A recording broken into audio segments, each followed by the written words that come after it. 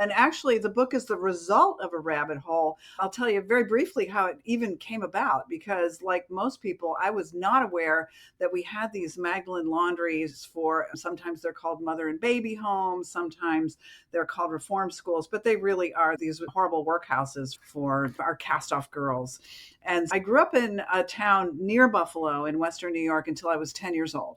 And my brother was a couple years older. We moved overseas when I was a child, and we never went back until John, my brother, and I, we went back in 2021, and we did this nostalgia journey to visit our childhood home. And you know how things look so different if you go back to where you lived at 10 years old. It's so different. The lens that you see it through is very different. And we happened to go to the church of our youth. It was a big Catholic church.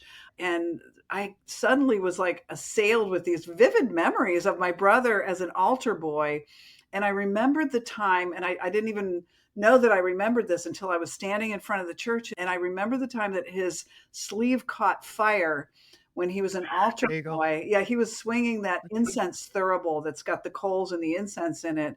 And a coal got on his sleeve and it caught fire, which kind of, in a way, makes it into the book in kind of a hilarious scene. But that moment sparked a deeper exploration into the impact of the Catholic Church in the 60s and 70s.